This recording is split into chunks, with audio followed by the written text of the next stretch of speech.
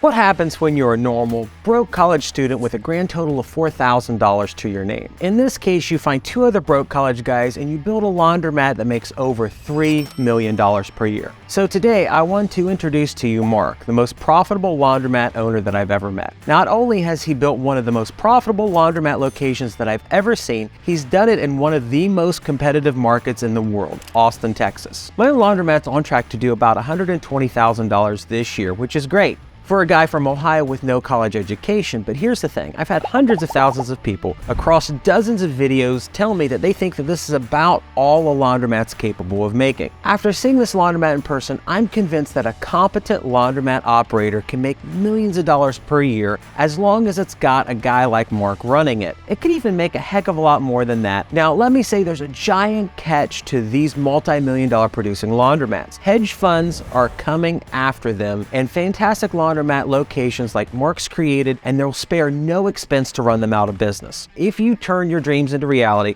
this mindset will make you incredible amounts of money down the road. After meeting the team, I'm so confident that this is just their beginning. They're ready to scale and they're ready to take over a new market, so let's dive in. I'm here in Austin, Texas to show you the most profitable laundromat in the world. This is one of the best operations that I have ever seen when it comes to a laundromat in my life. Hey, what's up?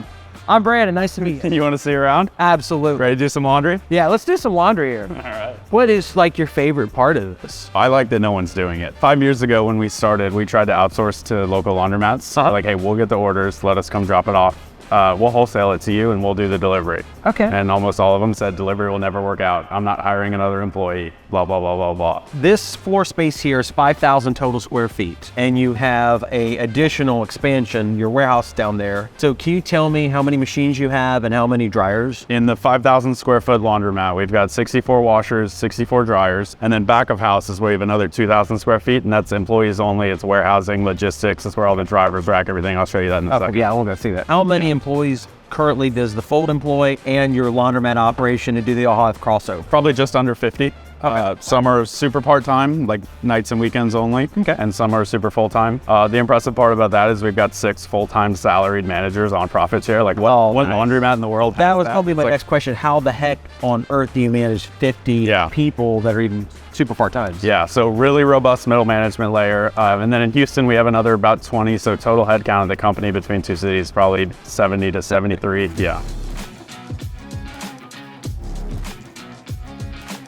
Here's the key to the Fold's success. They found a way to reach those higher income earners who aren't normal laundromat customers. Usually those people do laundry at their own home. Well, Mark has turned them into a pickup and delivery customer. That opens up a huge new market for his locations, and that's their secret. Mark's an extremely smart guy with a great team, and they didn't just identify the market, they've spent the last 5 years building systems to create this new vertical from scratch. Those systems are what allows him to handle all of this laundry in just one location. Here's our warehouse. Oh my goodness, there's laundry everywhere. This is all dirty laundry. I'll show you more dirty laundry. We got dirty laundry everywhere. That's awesome. That's what this is dirty laundry. This is stuff we might get to tonight, but don't have to get to tonight. Okay. And this is all the clean laundry that is getting staged for delivery tomorrow. Once it gets folded, it has an assignment number, a racking location. Someone comes in here and has an order for Brooke. They know to put it at racking location 1121. Okay. They leave it there, it's done. And then the next day the drivers come in, they open up their app and they don't have to go searching for Brooke. They can just say, go to 1121 and take it to this address. Okay. They load the van up like a FedEx driver going a big milk round around the city. So this is, these are the bags. The shift that's running right now will run till 2 a.m. And they will fill all of this up. You can see the blank spots and it runs all the way to the front. Okay. This will get all the way filled up, and then we will move all the dirty clothes into rotation for tomorrow, and it goes 7 days a week. And how much at this specific location here in Austin can you scale till you're tapped out? Like how much more volume can you take? Probably about 25% is the short answer. Okay. We like to push price to see, to kind of quell demand a little bit and bring in more margin. Pretty simple, right? Dirty laundry comes in, but then it goes to the laundromat and clean laundry goes out. How many pounds of laundry does a facility this size process per year? We do how many bags? Roughly 150 orders a day, which would equate to somewhere around 4,000 pounds a day. 4,000 pounds a day. Right.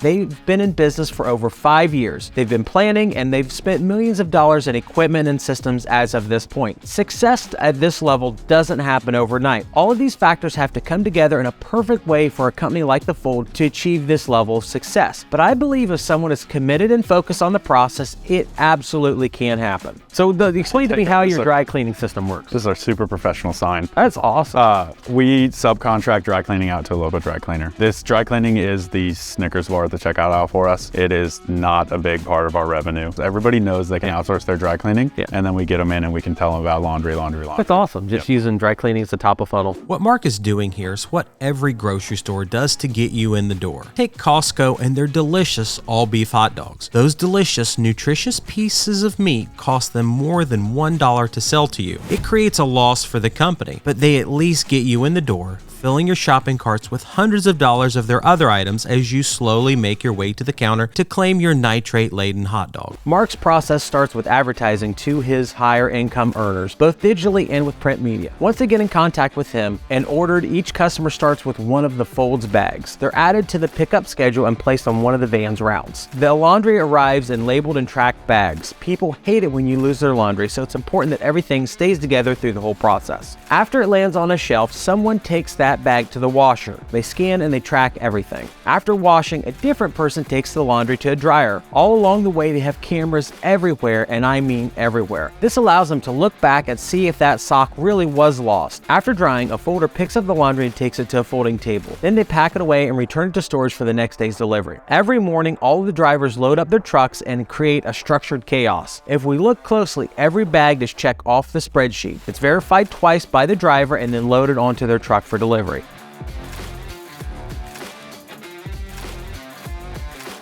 So now with the trucks all dispatched, I want to know how many pounds of laundry you think you're going to process today. So we're looking at least 5,000 pounds of laundry. 5,000 pounds of laundry tonight. So how many truckloads is that going to be, and are they going to have to come back? They run a big milk route like a FedEx driver. Okay. So they'll go pick everything up around 3 o'clock. They'll all be back here. And then we have between 3 p.m. and 3 a.m. to do the 5,000 pounds of laundry. Another 5,000 pounds. Before we go any further, I want to check in and ask, do you want to see more of this kind of business breakdown on the channel?